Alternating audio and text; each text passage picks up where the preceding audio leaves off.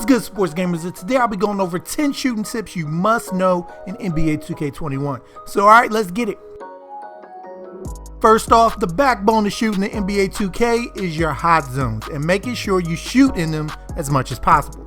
As this year, you will receive a bigger shooting boost if you're in a hot zone than you did in 2K20. So it's super important. So it's definitely needed for your My Player as soon as you can. You can check your shot chart by scrolling over to your stats tab and down to roster. Click on your player and switch tabs until you get to your hot zones to see your progress. If you develop any cold zones, don't worry, as you won't receive that big of a penalty for shooting in them. So don't fret if you have a couple bad shooting nights from the left block.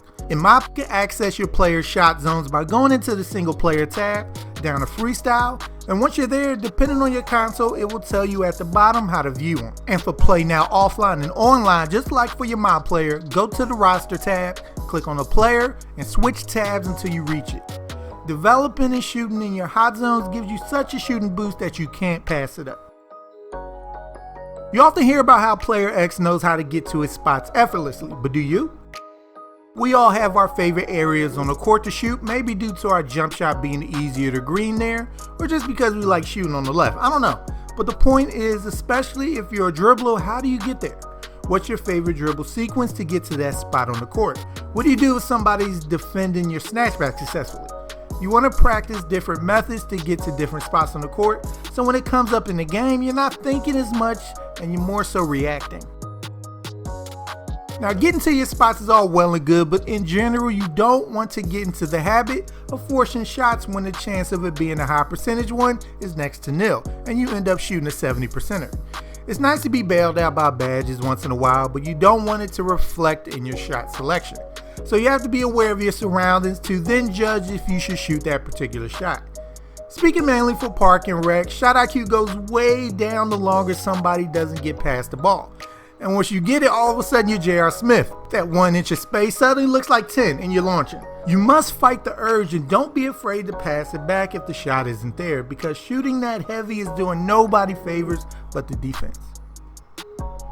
To further my point on getting to your spots, you have to be comfortable taking the mid-range shot.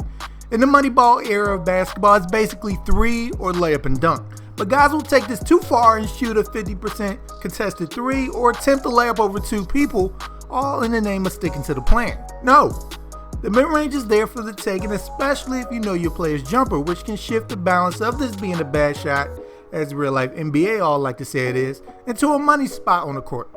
While I'm not saying hunt for mid-rangers, having this in your arsenal as a result causes you to not shoot as many heavily covered threes, knowing you can drive inside and pull up, and also not get your shot consistently punched in the paint because you can pull up right in front of the big. Now, definitely the most important thing to being an effective shooter in 2K is finding your jumper. There are many avenues to finding the most effective jumpers on the net, but also don't be afraid to jack an NBA player that you simply won't miss within my team's jumper and try your luck. You might find something you otherwise wouldn't have thought of. In non-pro and My Player modes, you're not always going to get optimal space and consistently running with randoms. So you're going to run into dudes who act like you're not even there and run straight towards you.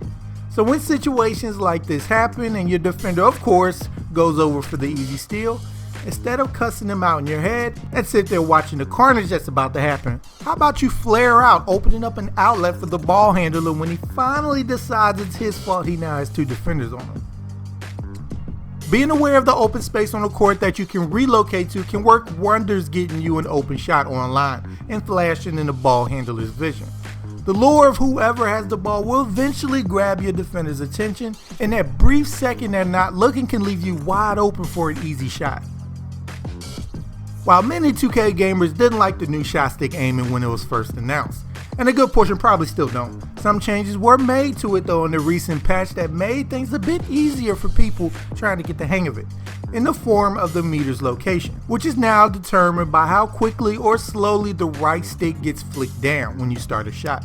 A slow flick moves the ideal aim point to the left, while a fast one moves it to the right, giving players more consistency in a controversial game mechanic. Now, if you have reached the point where you're done with right stick aiming, you can turn off shot aiming completely in the options menu to revert the right stick back to timing base. But if you do that, you might as well turn the shot meter completely off to still receive a boost when you shoot. Basketball is a fast-paced back and forth game, and in the midst of all the chaos, it's hard to stop for a second before you shoot. We all have had that one shot that we want back because we fully didn't stop our momentum and ended up with some leaning tower of garbage that clanks off the rim. So it's important to know how to stop your player completely in the open court to set your feet and shoot. And you do that by tapping LT or L2 on your controller, or even a standstill crossover. And your player will quickly stop to shoot or perform another move. But most importantly, avoids the unwanted leaning shot that can ruin many fast breaks. And lastly is having the right badge mix that works for you. Are you the main ball handler on your team? Well, you might not want to put your catch and shoot badge all the way up unless you have extra points. Or are you strictly an off-ball guy on the squad? Difficult shot badge might not be as good, but catch and shoot and hot zone hunter might be higher on the list. Not every play style will need the same exact badges, so figure out the type of player you're going to be online and playing accordingly. An honorable mention, because I did want to do a top 11. When the opponent misses a shot, the first thing guys do is take off down the court for a dunk. But this is also the easiest time you can get yourself a 3, especially if your opponent's player left and you're being guarded by a computer now. So instead of clumping up the middle with 2 guys, be the one, if you have the shooting touch for it, to flare out to one of the sides to give your teammate assistance in case he needs an outlet, and watch your 3-point attempts rise. Improving your shot IQ and ability to make the shot when the time comes are the 2 factors to separate you in NBA 2K. Everybody takes bad shots, but you don't want to be the guy who doesn't know it's a bad shot. Just being aware at all times of the happenings on the court allows you to read something the defense is doing or about to do and position yourself in a certain way to get an easy bucket. Which is why it's important to, like I mentioned earlier in the vid, knowing where the open spots on the court are to move into, or anticipating when your defender might double somebody as your teammate actively messes up the spacing.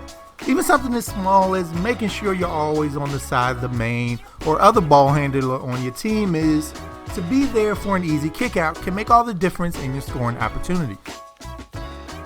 So alright, sports gamers, hope this video was able to help you out, and if so, make sure to subscribe to the channel if you haven't so you don't miss anything we put out.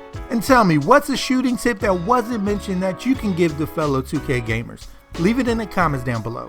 And stay tuned here at Sports Gamers Online for more NBA 2K content. And make sure to hit that bell icon at the bottom so you don't miss anything we put out. Alright people, I'm Chris from Sports Gamers Online. Thank you all for watching, and be good y'all.